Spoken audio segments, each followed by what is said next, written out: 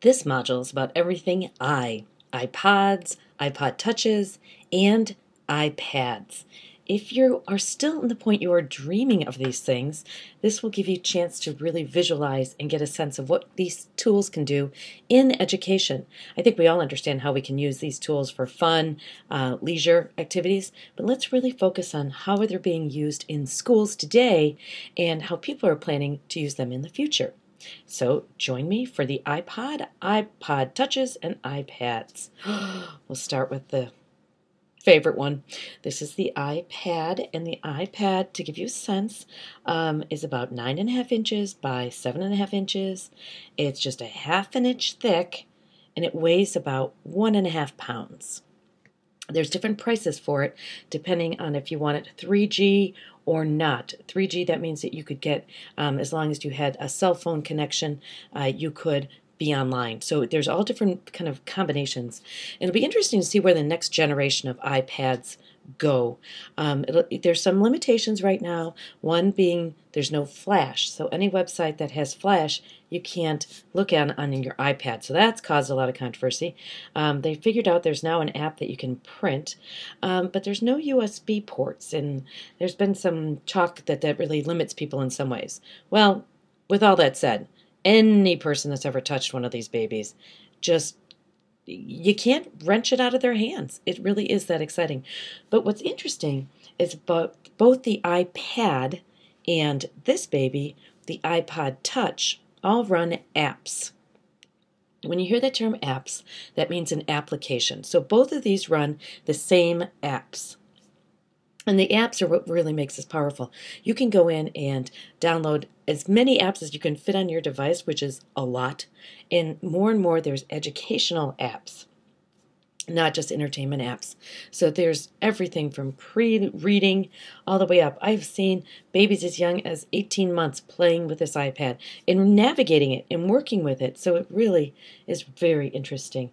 We just recently picked up the iPod Touch, the new generation, and the fact that it's a front-facing and a back-facing camera, we can now connect with each other using Skype as well as Apple's version of Skype, FaceTime.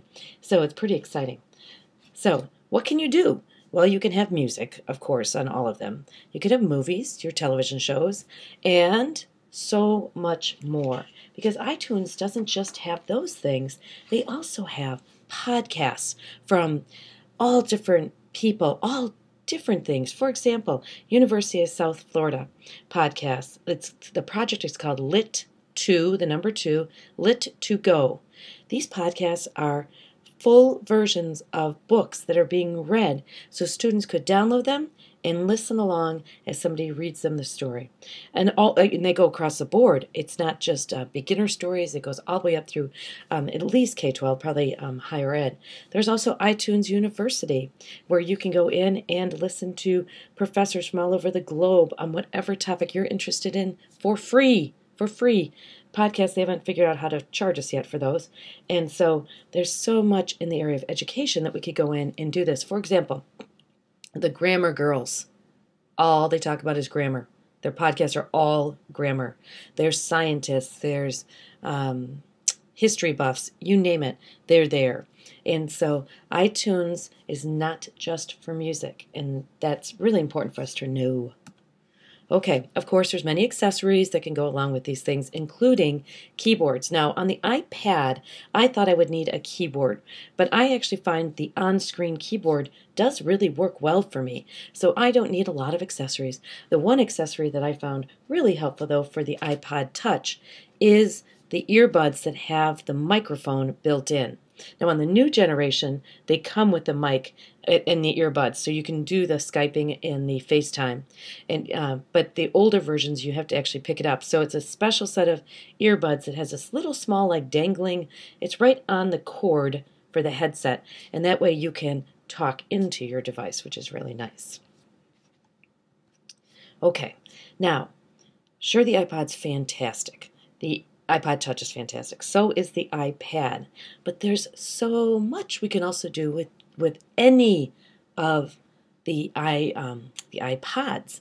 So in your next newsletter for your class, put a little note. Anybody have an old iPod, they can donate to our class. What you can do with a donated iPod is you can then load it all up with podcasts, with iTunes University if you want, maybe with some relaxing music or educational music. And then you can actually create a little listening center for your students.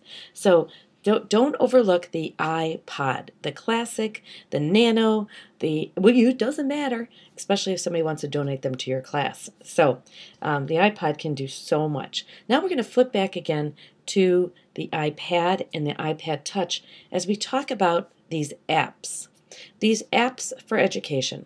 This is a group that started at the one of the Texas educational conferences, and they started an iPhone, iTouch app. Oh, I forgot we should go back and talk about the iPhone also. The iPod Touch and the iPhone are the same technology. The iPhone just has the phone feature, so you can call and you have to pay for a data package for that. The iPod Touch, you don't have to pay for a data package. So the apps will work on both the iPhone, the iTouch, and the iPad. So I should clarify that. So now let's take a look at all of these categories. So what they've done is they basically said, okay, what are the best science apps? And then this group of people have added to this. Now, I just went to the spreadsheet last week. This is on Google Docs. And I went to the spreadsheet. There was over 1,000 people that have contributed to the spreadsheet. I tend to just look at it and get some ideas, but people are contributing, over 1,000 people.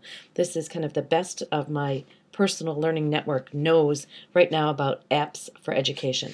And I'm telling you, I am sure, absolutely positive, we are just scratching the surface, because every day there's new apps to come out, and I am really shocked how many of them are coming out for free or for 99 cents or for $2.99. There really is some quality applications that are out there, as well as applications that some kid made them somewhere, and there's some inappropriate apps. Well, not inappropriate. Okay, there's a whole lot of, make different sounds that kids love to giggle about. There's joke ones. There's all different things. Now, this is my group that I love to follow, and this is iear.org, and my friend Scott Meech started this, and if you're on Twitter, he's Smeech, Smeech. So Scott Meech started this, but he has recruited a whole bunch of other people to actually evaluate different apps in education. My friend Scott isn't the only one that is evaluating apps for education. There's tons of groups that are out there doing that. We saw the spreadsheet, now we saw iEar, and this is another group, and this is really focused on the assistive technology. And this is really where I get so excited about these tools, because assistive technology can be so outrageously expensive, clunky, difficult, hard to get pieces for, not really socially acceptable out in the environment. But then along comes these tools, and with all there's a bunch of special apps that are made for people with disabilities, and you can do all different things, similar to Board Maker and all those other things, but you've got it in the palm of your hand. The little iPod is, the iPod or the iPod Touch or the iPhone is little. It's only 4 inches by 2.3 inches, and it only weighs 3.56 ounces. Wow! So you have this small assistive technology that is so acceptable out in the real world. And so lots of people evaluating it. I'm seeing some really great projects with students with special needs using these devices, and because the input is so easy with the touch screen. Really exciting to follow kind of that whole thing. Love this. A mom that was tired of driving around listening to the hip-hop while she drove around the volleyball team told me about this. And what this is actually what we used to call the old listening center. This is the Rockstar. It's made by Belkin, and this little splitter allows you to have 5 kids listening to one iPod or one computer or something, and it's peaceful all around them. So this splitter, here it says, I think I went to Amazon to get this or something, $20, but I found it for $10, Best Buy, Target, any of those places. I got mine at Kohl's, and it is just wonderful to make it a little quieter in your classroom. Now there's some specialty products that are being rolled out for the iPod touches and some of the in just the iPods that you can store these. Now I was in a school recently and this was rolled right in and the kids picked up all their things, which was great. But of course, in a perfect world, the best thing would be if every student could have their own iPod Touch, be issued their iPod Touch, and use it day in and day out. For example, on the iPod Touch, one of the apps that is available is a graphing calculator. It's better than anything Texas Instruments has ever made. It's in the palm of their hand, and they could have it with them at home and at school. Some of the carrying cases for both the iPad, the iPhone, and the iPod Touches can almost make them unbreakable. And so invest in some good cases, but I'd rather have these in the pockets of kids and then they use them as they need them. The calculator, the different apps for all different things, the ability to read your books on there, all those different things, I'd rather not lock them up. Now there's some benefits to this cart, including charging the iPods. And that becomes an issue in the classroom because you have 30, 40, this one will hold up to 40 devices. And so you can't have that many outlets. Where are you going to plug everything in? Classroom management becomes a little bit of an issue. There's a couple things you can do. A cart like this is perfect. When you put them back in, as long as the cart is pulled in, they are being charged. So that's great. And the way this cart's set up is you actually can put in computers at the bottom that actually can become the charging stations. Most teachers that have the thrill of having these in the classroom have created some type of charging solution. Some have made them themselves. They have something special set up, but usually all 40 of them or 30 of them or however many you have are all synced off the same user account on the same computer. So the teacher sets up the user account, downloads the acceptable apps, and then syncs all the iPods at the same time. And so that really helps kind of just streamline everything. You really want to keep the footprint or the apps of each one of them the same. If not, it becomes a nightmare. So as people are starting to get these class sets or small group sets, we're really beginning to really work out this classroom management piece. But the syncing to one computer has been very valuable. The other thing is a couple of grant projects that I've worked on, they've been able to get their hands on 10 for a classroom, 20 in some luxuries. They actually have one for every student. And what they did is the teacher created an account on iTunes for the classroom, separate completely from their own personal, maybe music site, created it for the classroom. And then in some of the projects, they actually gave the classroom teachers a $25 card to go get as many apps as they can see that would fit with their curriculum. So right now, I was on Twitter this morning, and they're now talking about another virtual way to organize the apps that you can it's a different type of account on iTunes, I think is what it is. It's like a supervisor account.